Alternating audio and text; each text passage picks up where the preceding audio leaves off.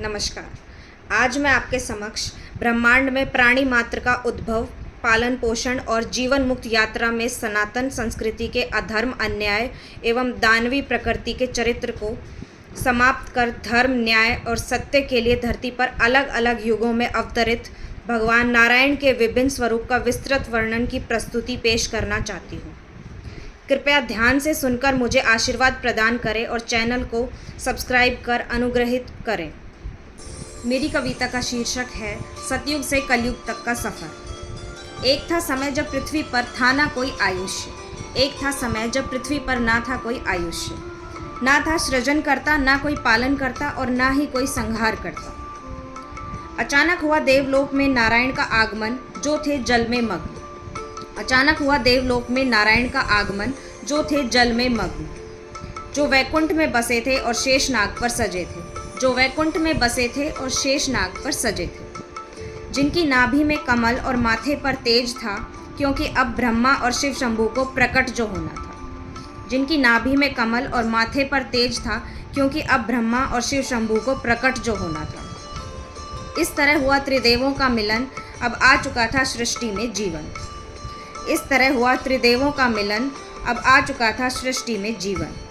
वे कहलाए सतयुग के ब्रह्मा, विष्णु और महेश, किंतु काम अभी भी था शेष। वे कहलाए सतयुग के ब्रह्मा, विष्णु और महेश, किंतु काम अभी भी था शेष। ब्रह्मा जी ने किया सृष्टि सृजन, तो नारायण बने पालनहार, तो शिव शंभू करते संहार। ब्रह्मा जी ने किया सृष्टि सृजन, तो नारायण बने पालनहार, तो महाकाल करते संहार। अब पृथ्वी पर हो चुका था मनुष्यों का जन्म, जिनका काम था दान, धर्म और कर्म। अब पृथ्वी पर हो चुका था मनुष्यों का जन्म, जिनका काम था दान, धर्म और कर्म। पर पुण्य आत्मा थी बहुत कम। हयग्रीव थी एक बुरी आत्मा, जो करना चाहती थी पुण्य का खात्मा। छिपा दिया वेदों को समुद्र में, ऋषि ढूंढ रहे उन्हें सृष्टि के हर कोने में। छिपा दिया वेदों को समुद्र में, ऋषि ढूंढ रहे उन्हें सृष्टि के हर कोने में। अब ऋषियों ने लगाई नारायण से गुहार, नारायण आए लेकर मत्स्य अवतार। अब ऋषियों ने लगाई नारायण से गुहार, नारायण लेकर आए मत्स्य अवतार। पाकर वेदों को किया हयग्रीव का संहार, जो बना पृथ्वी के लिए नया उपहार। पाकर वेदों को किया हयग्रीव का संहार, जो बना पृथ्वी के लिए नया उपहार। अब महाप्रलय थी आई, हो गई धरती जलमग्न सारी। अब महाप्रलय थी आई, हो गई धरती जलमग्न सारी। फिर से नारायण की याद आई, नारायण ने ये समस्या भी सुलझाई। अब आए नारायण कूर्म अवतार में, क्योंकि देव और दानव आए थे नारायण की शरण में। अब आए नारायण कूर्म अवतार में, क्योंकि देव और दानव आए थे नारायण की शरण में, और की मदद उन्होंने समुद्र मंथन में। अब नारायण बने वराह, क्योंकि पृथ्वी पर फैला था पाप अथाह। अब नारायण बने वराह, क्योंकि पृथ्वी पर फैला था पाप अथाह। छिपा दिया हिरण्याक्ष ने समुद्र में पृथ्वी को, मारा नारायण ने उस दैत्य को। छिपा दिया हिरण्याक्ष ने समुद्र में पृथ्वी को, मारा नारायण ने उस दैत्य को, और सतह पर लेकर आए पृथ्वी को। अब आए नारायण लेकर नरसिंह अवतार, विफल जो करना था उन्हें हिरण्यकश्यप का वार। अब आए नारायण लेकर नरसिंह अवतार, विफल जो करना था उन्हें हिरण्यकश्यप का वार।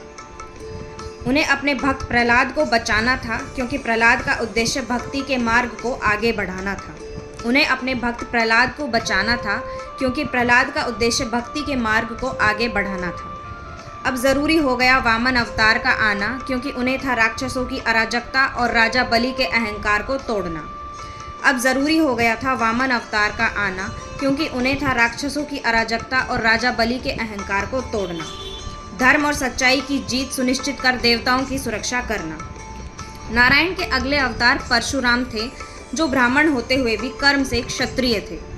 नारायण के अगले अवतार परशुराम थे, जो ब्राह्मण होते हुए भी कर्म से क्षत्रिय थे, जो अन्याय, अत्याचार और अधर्म को नष्ट कर मानवता के उद्धार का कारण बने थे। हुआ त्रेता युग का प्रारंभ, हुआ खर और दूषण जैसे असुरों का नाश आरंभ। हुआ त्रेता युग का प्रारंभ, हुआ खर और दूषण जैसे असुरों का नाश आरंभ। हुआ त्रेता युग का प्रारंभ, हुआ खर और दूषण जैसे असुरों का नाश आरंभ। हुआ रामावतार का आना, जरूरी हो गया था पृथ्वी पर मर्यादा स्थापित करना। हुआ रामावतार का आना, क्योंकि ज़रूरी हो गया था पृथ्वी पर मर्यादा स्थापित करना। नर बने नारायण चले थे काटने वनवास, करने रावण का सर्वनाश। नर बने नारायण चले थे काटने वनवास, करने रावण का सर्वनाश। हुआ द्वापर युग का आना, क्योंकि अब आने वाले थे हमारे प्यारे कान्हा। हुआ द्वापर युग का आना, क्योंकि अब आने वाले थे हमारे प्यारे कान्हा, जिनका कर्म था सबको चाहना। किया उन्होंने नाश कंस का, क्योंकि वो करना चाहता था पतन कृष्ण के वंश का। किया उन्होंने नाश कंस का, क्योंकि वो करना चाहता था पतन कृष्ण के वंश का। फिर ली बागडोर कृष्ण ने पांडवों की, क्योंकि कौरवों ने की थी हिम्मत द्रौपदी के चीर हरण की। फिर ली बागडोर कृष्ण ने पांडवों की, क्योंकि कौरवों ने की थी हिम्मत द्रौपदी के चीर हरण की। फिर ली बागडोर कृष्ण ने पांडवों की, क्योंकि कौरवों ने की थी हिम्मत द्रौपदी के चीर हरण की। रच महाभारत करवाया उन्होंने अंत कौरवों का, लहराया परचम न्याय का। रच महाभारत करवाया उन्होंने अंत कौरवों का, लहराया परचम न्याय का। पाप अभी भी खत्म न हुआ था, क्योंकि अब आरंभ कलयुग का था। पाप अभी भी खत्म न हुआ था, क्योंकि अब आरंभ कलयुग का था, जहाँ न नारी का सम्मान, न ईमानदारी और न उदारता का नाम था। जहाँ न नारी का सम्मान, न ईमानदारी और न उदारता का नाम था, केवल हैवानियत और भ्रष्टाचारियों का बोलबाला था। आ पड़ी ज़रूरत एक बार फिर नारायण को रण में आने की, एक बार फिर किसी रूप में अवतरण होने की। आ पड़ी ज़रूरत एक बार फिर नारायण को रण में आने की, एक बार फिर किसी रूप में अवतरण होने की। एक बार फिर नारायण सुनेंगे सबकी, एक दिन ज़रूर आएंगे कल की। एक बार फिर नारायण सुनेंगे सबकी, एक दिन ज़रूर आएंगे कल की। सुनेंगे नारायण भक्तों की पुकार, लेकर आएंगे कल की अवतार। सुनेंगे नारायण भक्तों की पुकार, लेकर आएंगे कल की अवतार। करेंगे दुष्टों का समापन, एक बार फिर करेंगे सतयुग का स्थापन। आदरपूर्वक प्रणाम और अभिनंदन सहित धन्यवाद।